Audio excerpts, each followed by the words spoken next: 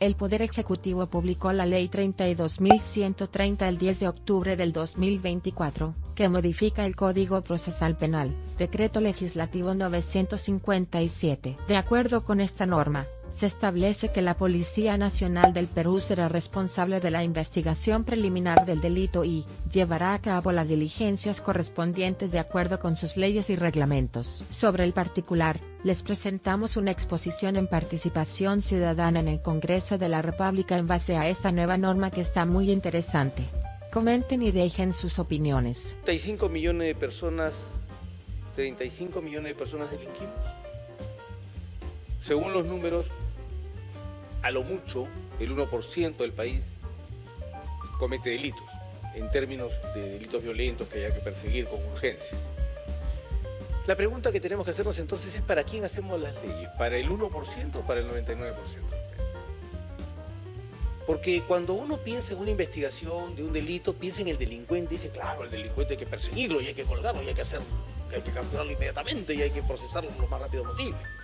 Pero la pregunta sería, ¿y qué pasa con el error judicial? ¿Qué pasa con el falso positivo? ¿Qué pasa con el hombre que es inocente y que equivocadamente es detenido y sometido a la ordalía de un proceso de investigación policial, fiscal y judicial? ¿Qué pasa con ese hombre? ¿Cómo reacciona el sistema? Les voy a explicar. En los sistemas democráticos hay una dicotomía. Preferimos a los inocentes presos con tal de capturar a los culpables o preferimos al culpable libre con tal de que no haya un inocente preso. En las sociedades democráticas usualmente hacemos un sacrificio muy grande, que es prefiero al culpable libre antes que al inocente preso. Esa es una base del sistema democrático. ¿Por qué? Porque si ustedes revisan, hasta en el Evangelio está que no hay juez más cruel y condenado por Dios que aquel que priva de la libertad al inocente. O sea, no es un secreto, no lo inventaron los padres de la Ilustración. Es una lógica sencilla. Como somos más los inocentes, entendemos que el riesgo de que se nos prive de nuestra libertad sin haber cometido un delito es el más grave riesgo que puede haber frente a una sociedad. Entonces, cuando vamos a analizar la persecución penal, tenemos que analizarla no desde la excepción que es el delito, sino desde la generalidad que es la inocencia. Es complicado explicar estas cosas porque no es popular en este momento en que estamos viviendo una crisis de seguridad ciudadana. Lo que yo estoy diciendo es absolutamente antipático al sentido común, pero a mí no me importa ser simpático porque el político es Fernando, no yo. Yo soy abogado. Y no necesito caerle simpático, lo que yo tengo es recordarles que yo estoy aquí para defender sus derechos. Y lo que no le gustaría ni a usted, ni a ninguno de los que está aquí, es ser arrastrado por la maquinaria policial, fiscal y judicial a la ordalía de un proceso siendo inocentes y tratados como culpables. ¿Vamos claros? Ese es por lo menos el principio del cual yo voy a partir. Entonces no hagamos la lógica de las leyes de miedo. ¿Qué quiere decir esto? Efectivamente vivimos una situación de emergencia, No me consta que los números sean tan preocupantes, porque si se hace un análisis estadístico, como bien lo he puesto hace poco, no solamente el ministro del Interior, tan detestado, sino José María Salcedo, un periodista al que no le atribuiría cercanía ni con el ministro del Interior ni con el gobierno, ha establecido que en realidad los números están así, pero la sensación va así. Entonces tenemos que preguntarnos si en realidad estamos viviendo una situación de emergencia ciudadana, de seguridad ciudadana, o lo que estamos viviendo es lo que se llama, en términos de la teoría del conocimiento, una heurística de disponibilidad o de la disponibilidad. ¿Qué significa esto? Para poder acercarnos a la realidad tenemos que usar dos instrumentos. Usamos dos instrumentos, los seres humanos. La estadística, que toma mucho trabajo, es decir, yo tengo que sacar la cuenta de cómo van las cosas, cuántas denuncias hay, cuántos procesos se inician, cuántos se condenan, etcétera, etcétera. Eso es un trabajo largo. Y la heurística, a mí me parece. es cuánto es más frecuente. Entonces, fíjese qué pasa. Matan a una persona en un ómnibus, le disparan, lo ven ustedes 80 veces en la televisión y ese no es un crimen. Es 80 por el número de personas que vieron ese crimen. Eso se llama heurística de la disponibilidad. Funciona, por ejemplo, cuando nos ponemos una camisa de determinado color y miramos si todo el mundo tiene la misma camisa que nosotros. Funciona cuando las chicas se embarazan y de repente una chica, oh, está embarazada, oh, todos estamos embarazados. No es verdad. O si usted se compra su carrito, su Daewoo, ¿no? Y de repente todo el mundo tiene el mismo carro. Tampoco es verdad. Se llama heurística de la disponibilidad. La mente está hecha para ver lo que le parece más disponible, lo que está más accesible a sus sentidos. Pero eso no es estadística. Pero la heurística forma las emociones colectivas. Entonces yo veo hoy día un crimen, mañana otro crimen, 50, entonces de repente en el curso del mes, con 30 crímenes multiplicados por 80 veces, que los he visto en distintas ocasiones, el número de crímenes es atroz. Yo tengo que salir corriendo de él. Hay que tener cuidado. No estoy diciendo que no hay crímenes en Lima, quiero que... Es que ese es el problema. En el Perú somos así, extremistas. Si uno cuestiona estos datos y dice, oiga, vamos a buscar la ciencia, vamos a buscar la estadística, y dice, está negando el suceso. No niego el suceso. Lo que les estoy pidiendo es que lo pongamos en el lugar correcto. ¿Está aquí? ¿Está acá? ¿O está aquí? ¿Dónde está? No sabemos. ¿Por qué no hacemos cálculos? Porque no nos gusta la data. Entonces, vamos siendo claros. La ley que se ha dado, y fíjense cómo se pierden los datos importantes. La ley que se ha dado es una ley que, me va a disculpar el general, no le devuelve a la policía absolutamente nada. Nada en absoluto. Me va a disculpar, general. ¿Y sabe por qué no le devuelve nada? Porque si uno lee la Constitución, va a encontrar dos artículos muy importantes, de los cuales hemos hablado en el debate con el congresista Rospigliosi. 159.4 dice, el Ministerio Público conduce la investigación del delito desde su inicio, punto seguido. Para esto la policía cumple los mandatos del Ministerio Público. Punto. 166, una serie de cosas que dicen sobre la Policía Nacional, pero además previene, investiga y combate la delincuencia. ¿Qué le han devuelto? Nada. Lo que ha hecho la ley es regularizar una práctica constante de la investigación criminal en el Perú, porque como tiene que ser. Lo que ha hecho la ley, lo que ha hecho la iniciativa de diferentes congresistas y que ha sido un gran esfuerzo de Fernando Rospigliosi, es poner las cosas en su lugar. Porque se lo digo yo. Cuando yo escucho al fiscal, y se rasgan las vestiduras, no se arrebatan. Entonces digo, pero un ratito. Yo, que conozco una serie de investigaciones, lavado de activos, va a la Divila. ¿Qué es la Divila? ¿No una oficina del Ministerio Público? No, es la división de lavado de activos de la Policía Nacional. Cuando hay un tema de corrupción de funcionarios, ¿a dónde va? A la DICOCOR. ¿Qué es la DICOCOR? ¿Una oficina del Ministerio Público? No. Es la división de investigación de la corrupción. Cuando hay un asesinato, etcétera, va a la DININCRI. ¿Y eso qué es? ¿Una oficina del Ministerio Público? No, es una división de una dirección de la Policía Nacional.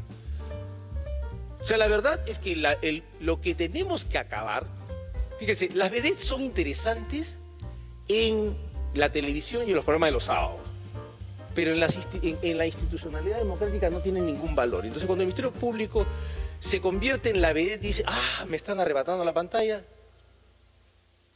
lo único que hace es faltarnos el respeto a todos. Por una razón muy sencilla. Les voy a dar un ejemplo sencillísimo. Están procesando al ministro del Interior por haber, y a la señora presidenta Dina Boluarte, por haber suspendido al señor Colchado. ¿El señor Colchado es fiscal? ¿El señor Colchado es fiscal? A ver, ¿alguien me puede contar? ¿El señor fiscal, el señor Colchado, Harvey Julio Colchado Guamaní, es fiscal? Es policía, ¿no es cierto? ¿Es la DIVIAC? ¿Qué cosa es la DIVIAC? ¿Una oficina del Ministerio Público? No, era parte además del equipo de FICOP, un equipo especial de la policía para apoyar al Ministerio Público. Entonces yo no entiendo al señor fiscal. El fiscal persigue al ministro porque saca a un policía, pero cuando la ley dice que la policía tiene que hacerse cargo de las diligencias preliminares de investigación, nos dice que eso está muy mal. Pero yo digo aquí, ¿qué está pasando? Lo que está pasando es política, pero política de la peor, no la política que se libra en el Parlamento, sino la política que se hace con el juego de la transferencia de mentiras.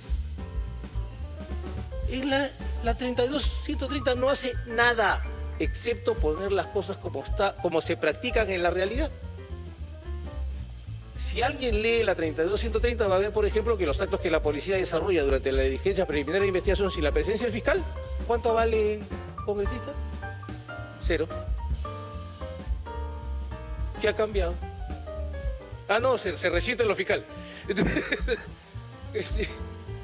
¿Cuál es el cambio? ¿Qué ha pasado en realidad? ¿Qué no ha pasado nada? Lo que tienen que darse cuenta es que en este momento en el Perú hay una lucha política muy grande que se libra ya no desde los partidos políticos, sino desde el Ministerio Público, que es un instrumento de un sector ideologizado que quiere tomar el poder en las próximas semanas por una razón muy sencilla. Porque si esperamos a que se dé en abril la vacancia de la señora Boluarte, suponiendo que se diese esa situación, la señora Boluarte ya habrá convocado elecciones. Y como se convoca elecciones, entonces no va a haber ninguna conmoción. El presidente del Congreso simplemente asume y espera que se den las elecciones que ya fueron convocadas. Pero si hacemos un escándalo en noviembre y logramos que se convoque elecciones a finales de noviembre, se va la señora Boluarte y se va el Congreso. ¿Qué es lo que no le gusta? ¿La señora Boluarte o el Congreso? Hay que preguntarse para qué ocurren las cosas. Esto es evidente. Es tan evidente que yo no entiendo por qué el Congreso tiende a esa práctica constante de asustarse ante los aullidos de 500 personas en la puerta de la Plaza Bolívar. Ustedes han visto, a ver, todo el mundo dice, no, la 32.108, qué horror, que no sé cuánto. ¿Cuánta gente había en la puerta? A ver, ¿1.000 personas? ¿2.000? Supongamos que sean 5.000. Fíjese, les doy 20.000, que no la subo. Somos 35 millones de personas. Y el Congreso mete retroceso y dice, qué horror, para pacificar al país.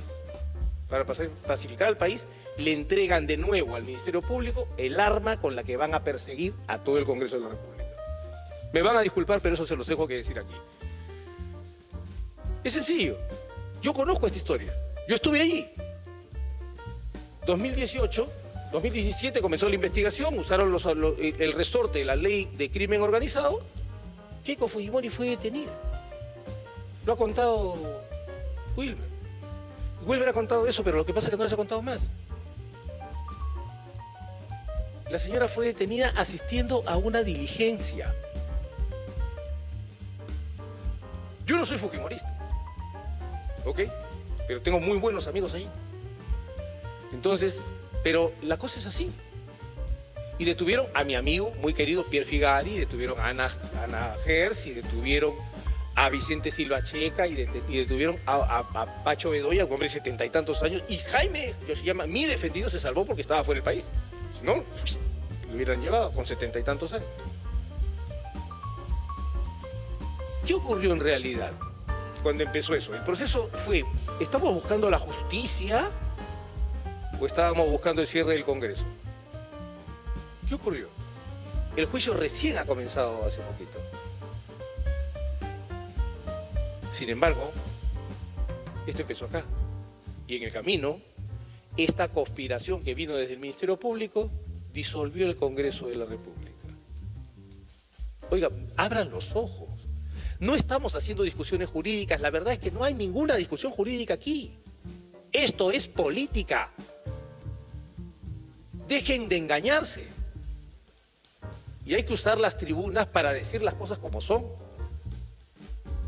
Lo siguiente que viene es la vacancia de la señora Boluarte y la disolución de este Congreso.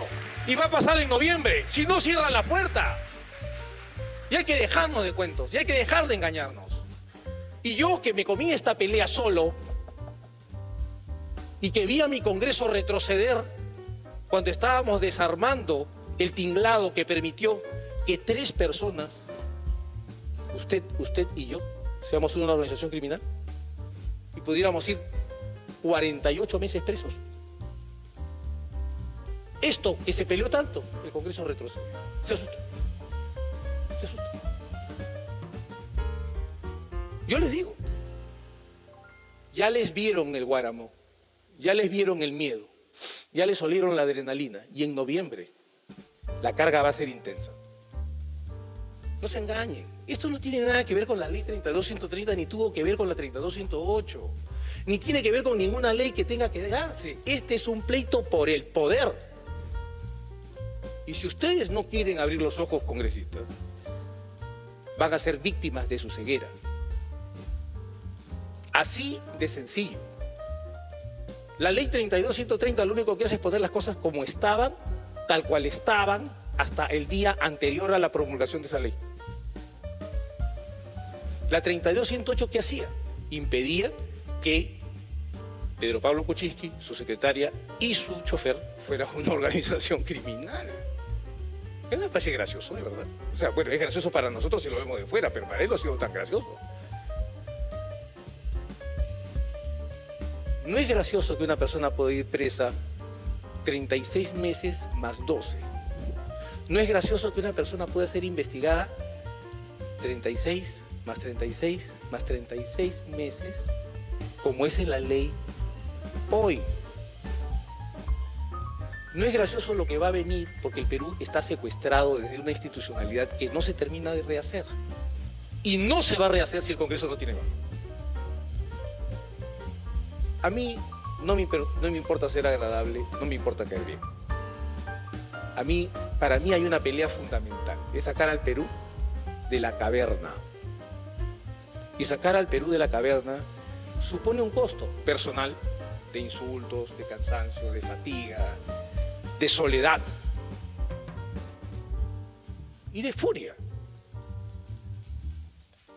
Pero hay que pelear. No me importa si la pelea que yo hago es la de todos ustedes. Algún día entenderán que la pelea era por ustedes. Muchas gracias.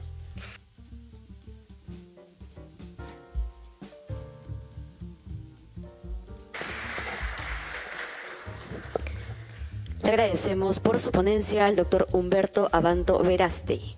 Nos acercamos hacia el final de esta conferencia del día de hoy, organizada por el programa Martes Democrático de la Oficina de Participación Ciudadana, y para ello vamos a invitar al congresista de la República y ex ministro del Interior, actual presidente de la Comisión de Constitución y Reglamento, además periodista, sociólogo y egresado de la Universidad Pontificia Católica del Perú, Fernando Rospigliosi Capurro.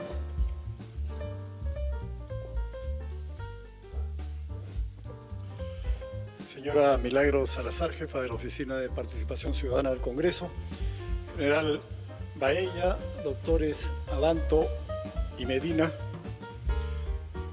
señoras y señores, bueno, como mi buen amigo Humberto Abanto ha hablado como político, no tengo más recursos que hablar como abogado, aunque no lo soy, naturalmente.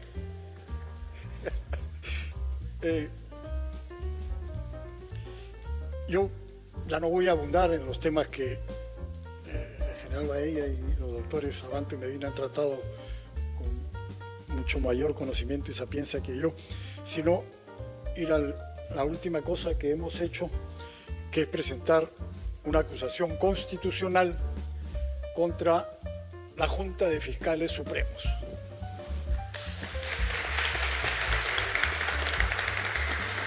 Con este organismo politizado, como ha señalado Humberto Abanto, que está haciendo y deshaciendo en el país y que en este caso se ha negado a aplicar la ley que devuelve la investigación preliminar a la policía, recientemente aprobada por el Congreso. Es decir, los defensores de la legalidad, los fiscales son, según la Constitución, los defensores de la legalidad. Y lo que hacen es negarse a aplicar la ley. Ellos no tienen ningún derecho a negarse a aplicar la ley que ha promulgado el gobierno después de que el Congreso la aprobara. Ellos tienen que aplicarla, les guste o no les guste. Si no les gusta, pueden recurrir al único organismo capaz de declarar inconstitucional la ley, el Tribunal Constitucional. Está en todo su derecho, pero entre tanto la ley ya está promulgada y tienen que aplicarla. Se han negado. Primero fue la Junta de Fiscales de Lima. Sacaron un pronunciamiento público y dijeron, no nos da la gana, no vamos a aplicar la ley. ¿Así? Y después la Junta de Fiscales Supremos, salió el fiscal Villena antes de que se apruebe la ley y después hizo manifiestos públicos como si fuera un político. Manifiestos públicos diciendo no vamos a aplicar esta ley y después sacaron un reglamento para no aplicar la ley. Bueno, y ahí discrepo con mi amigo Abanto, porque él ha dicho una cosa que es cierta, esta ley reitera lo que debe ser, lo que dice la Constitución, sí, pero estamos en una situación tal en el Perú que a cada rato en el Congreso tenemos que aprobar leyes para reiterar lo que ya dicen otras leyes o lo que dice la Constitución. Por ejemplo, la ley que aprobamos sobre la precisión de la lesa humanidad. No debería aplicarse este criterio de lesa humanidad a sucesos ocurridos en los años 80 y 90, porque esto fue aprobado en el año 2002. Sin embargo, jueces y fiscales lo aplican. ¿Para qué? Para perseguir a los policías y militares que derrotaron al terrorismo. Exclusivamente para eso, porque en el caso de los terroristas no se lo aplican. Y hay una sentencia del juez San Martín y otros de Salas Arenas y todos ellos del año 2015, donde a terroristas que reconocieron sus crímenes, dicen no, ya prescribieron porque fueron en el año 83. Pero a los militares y policías, por sucesos ocurridos en el 83, en el 84, ahorita los están sentenciando. Todos los días acaban de sentenciar al almirante Alberto Rivero, al general Rivero Lazo, lo tienen más de 20 años preso, etc. Entonces, desgraciadamente estamos en esa situación, que tenemos que poner una ley para precisar lo que ya dice la Constitución. Y aún así se niegan a aplicarla. Al almirante Rivero lo acaban de sentenciar cuando ya estaba vigente la ley. Dijeron, nos zurramos en la ley. Se acabó. Esta ley no rige para nosotros. No nos importa. Lo mismo hemos hecho con esta ley que realmente era indispensable porque se le había quitado la investigación preliminar a la policía con el Código Procesal Penal. Y de hecho, los fiscales liberan a los delincuentes, como ya sabemos, y persiguen a los policías todos los días. Policía que abata o se enfrenta a un delincuente, inmediatamente lo procesan, lo meten preso o tratan de meterlo preso. Entonces, hacen eso con toda impunidad. Eso se llama prevaricato. Pero lo hacen con toda impunidad porque ellos mismos son los que tienen el control del sistema judicial, entonces no se sanciona. Para eso hemos presentado esta acusación constitucional contra los fiscales Villena, Sánchez, Zoraida Ábalos y Delia Espinosa, que es la nueva fiscal de la Nación. Nos estamos enfrentando a este grupo que es el más poderoso, porque maneja una fiscalía que, como han señalado todos los anteriores ponentes, persigue a quien le da la gana, mete preso a quien le da la gana, injustamente, y los tienen mes tras mes y año tras año tras las rejas. Por violaciones a la Constitución y por los delitos de abuso de autoridad, falsedad genérica y prevaricato. Y hoy día, con los congresistas Cueto y Azurín, con los que presentamos esta denuncia, hemos presentado una ampliación de la denuncia, incluyendo nuevas violaciones constitucionales en la acusación que ya habíamos presentado. Esperemos que la Subcomisión de Acusaciones Constitucionales del Congreso le dé trámite y que estos fiscales puedan ser sancionados, que es lo que merecen, que no queden impunes, como están quedando todos los días estos jueces y fiscales prevaricadores. Ahora bien, concuerdo con Humberto Abanto en el sentido de que estamos hablando de política. Cuando iniciaron una campaña contra la ley de crimen organizado que había dado el Congreso para evitar que se cometan esos abusos, para evitar que 3 personas, que el chofer y la secretaria de Pedro Pablo Kuczynski sean incorporados en una supuesta organización criminal y les arruinen la vida, porque en fin, Pedro Pablo Kuczynski ya tiene sus recursos y él ha tenido sus problemas, pero los otros dos no tenían nada que ver en esto, nada, y les arruinaron la vida. porque no podían trabajar, porque los embargaron, porque tenían que ir todos los meses a firmar y porque podían ir 10, 11, 12 años a la cárcel. Ahora ya han excluido al chofer de esta injusticia, de esta aberración que habían cometido. En fin, pero cuando se precisaron los alcances también de la ley del crimen organizado, una campaña feroz. Y tuvimos aquí frente al Congreso manifestantes que, sin tener la menor idea de qué se trataba, decían que gracias a esa ley habían extorsiones en el Perú, cosa absolutamente tonta, ridícula. Ayer el diario El Comercio publicaba una página entera diciendo 50 delitos que no están en la ley de crimen organizado. ¡Qué horror! Como si todos los delitos del mundo tuvieran que estar en esa ley. Como si el Código Penal no considerara delitos al hurto, al robo y a una serie de otros delitos que no tienen necesariamente que estar incluidos en esta ley. En fin, pero hicieron una campaña movilizando a todos sus medios de comunicación, la televisión, los periódicos, las redes sociales, todo, y al final hicieron creer a la gente que en efecto esto era un problema y en efecto hubo grupos de congresistas que se asustaron y retrocedieron. Bueno, ahora están en otra campaña. Como ustedes han visto, el público se ha dado cuenta de la responsabilidad enorme que tienen los fiscales y los jueces en el crecimiento de la delincuencia. Es verdad que hay una sensación muy grande de miedo, terror, pero eso responde a una realidad.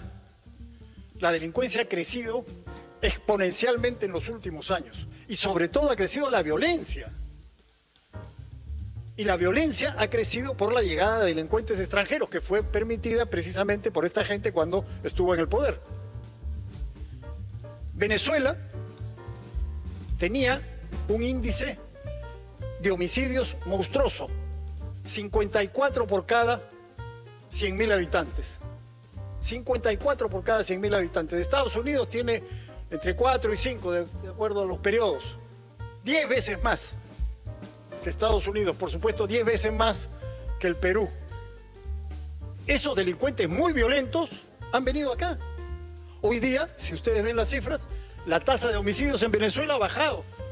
¿Por qué? ¿Porque son muy eficientes? No, porque los delincuentes están acá en el Perú, están en Chile, están en Ecuador, están en Colombia. Y acá la violencia ha crecido tremendamente. Antes había extorsiones, sí, empezaron en construcción civil, después en Trujillo, transportistas, y en fin, había palizas, golpeaban, ahora lo matan. La violencia ha crecido debido a la enorme cantidad de delincuentes muy violentos que nos trajeron desde afuera.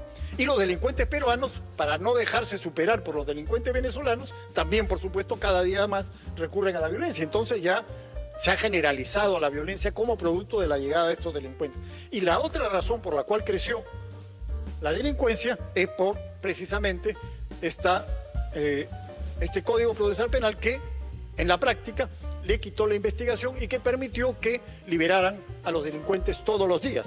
Cualquiera que haya ido y conversado con los policías sabe, uno va, hace una denuncia a la comisaría, me han robado o cualquier otro tipo de cosa, y eso se traslada al fiscal y el fiscal se demora 15, 20, 30 días en hacer la carpeta fiscal. Cuando la devuelve a la comisaría ya el agraviado se cansó y ya no regresa nunca más y se queja de la policía. Pero en realidad fue porque la fiscalía no funcionaba.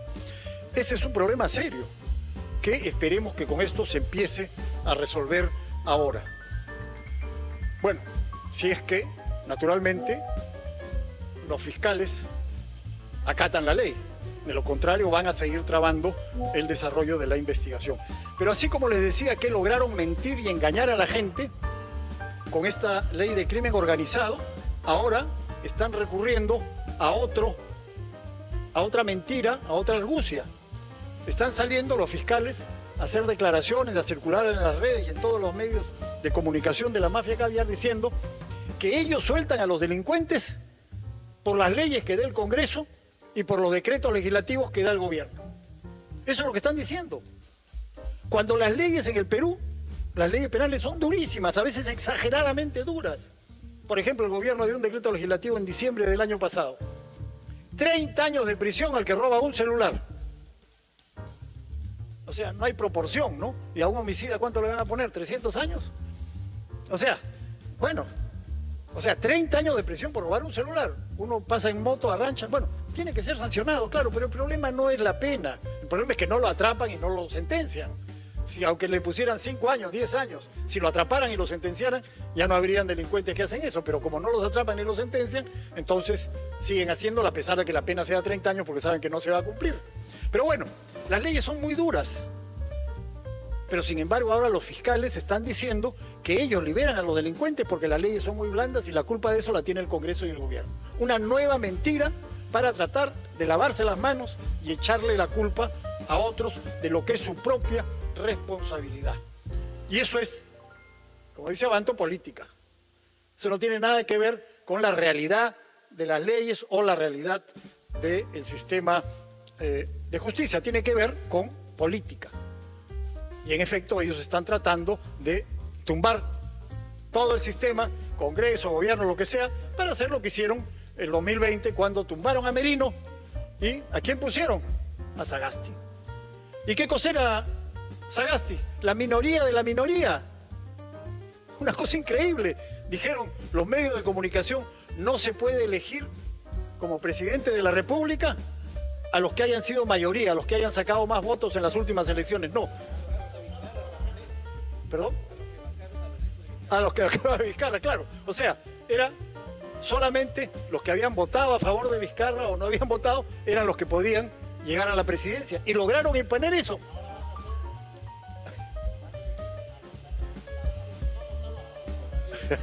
Bueno, entonces, es increíble. En una democracia se elige al de la mayoría.